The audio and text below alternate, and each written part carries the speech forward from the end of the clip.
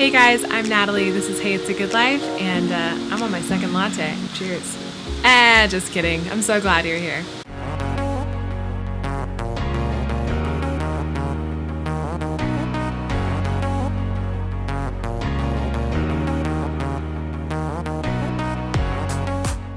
So yesterday, I found out that we have a crawdad living under our patio. My association's advice to me was, we don't take care of that, you should name it. What? Don't I pay to live here and I pay you guys money to take care of these things? I'm confused. Anyway, as per usual, decided to take matters into my own hands. I devised my very own crawdad catch trap. Crawdad trap? Thank you to many other wonderful YouTube video content creators who put your YouTube videos out there for me to find. Just a little lady over here in the middle of suburbia has got to catch a crawdad. So super grateful for those videos. And what I'm telling myself is that if two young boys from the South can catch crawdads on a string, I certainly can catch a crawdad.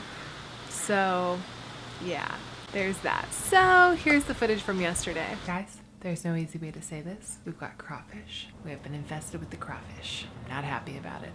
Thank you to the power of YouTube, I've decided I will make a crawfish trap. I'm going to compile some methods that I've seen online and see if I can't catch myself a crawfish using just a water bottle and some cat food.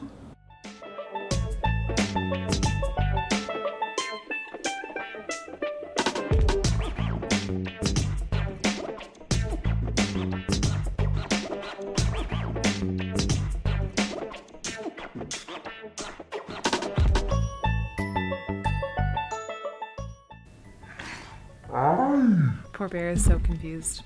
He thinks that this cat food is for him. Little does he know, it's for a crustacean critter living in the backyard. My least favorite part about this whole thing is that I see more holes. I'm really not a fan of having more than one crawfish. One was enough. More than one is way too many. It's better work. In other news, the back to Eden garden is looking great. So yay!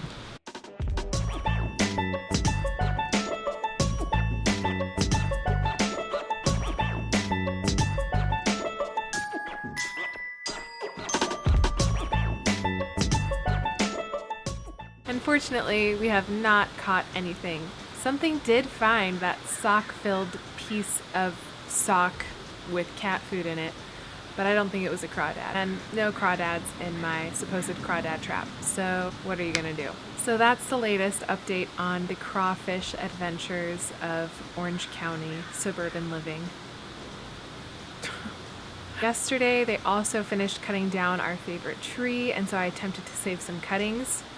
Here's some footage from that. Supplies I'm using for this project are a piece of twine, an old rag, some special rooting potting mix, and some garden safe take root, which I've never used before, but it's a powder-based rooting hormone, and we will see if it works.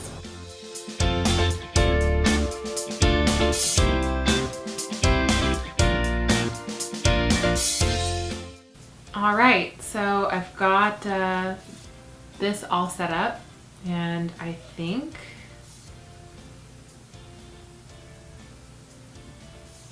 I'm gonna put it on a cookie sheet.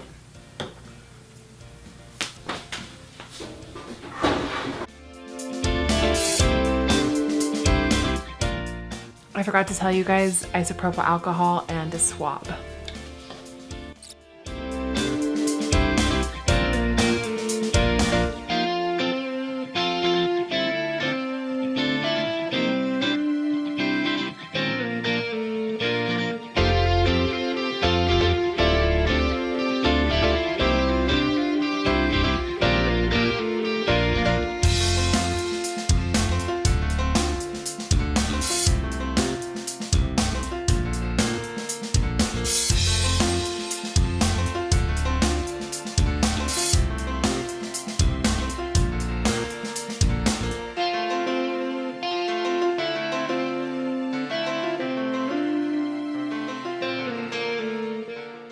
So I guess it's really important to get the air away from the situation that we just created, so it's important to soak it all the way through, to soak the cuttings all the way through.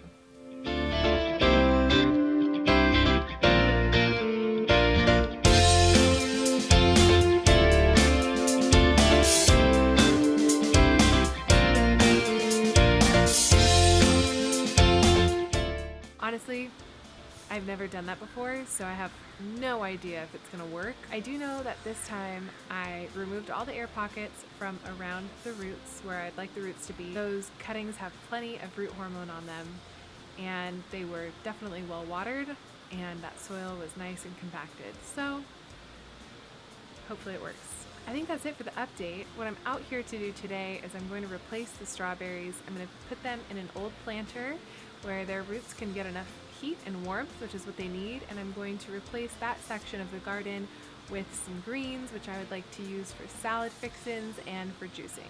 And I'm really happy that I'm doing this because I made a promise on Instagram that I would show you guys how to grow your own salads all summer long, so I'm very proud to be putting in these salad bar beds. Can I call them that? Salad bar beds? Anyway, without further ado, let's get into it. Let's do this.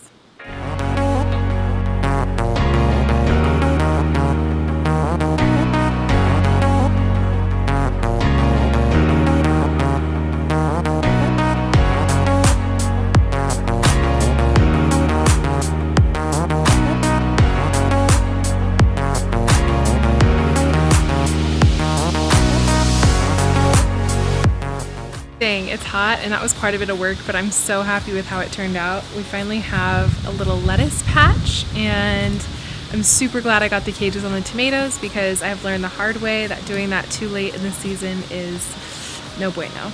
Here is what the garden beds are looking like so far. Such a tease. Alright, I think the biggest changes that have happened since I had you guys out here last are that the squash has grown so much. The tomatoes shot up like half a foot, maybe a foot, and yeah, all of the garlic and onions have sprouted.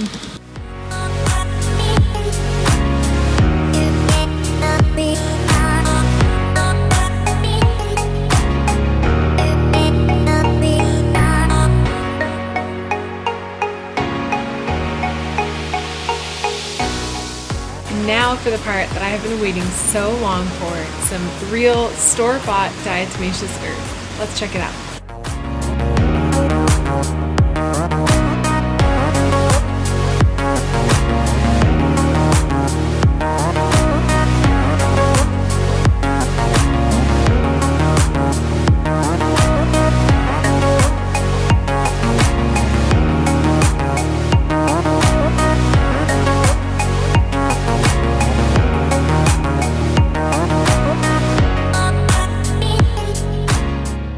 Alright guys, well that's it for me today. Thanks so much for tuning into the vlog today. I hope this video blesses you, and so fun to be able to take you guys along for this ride to show you how I'm growing a big organic garden in my tiny space. Thanks so much for tuning in, and I will see you guys tomorrow.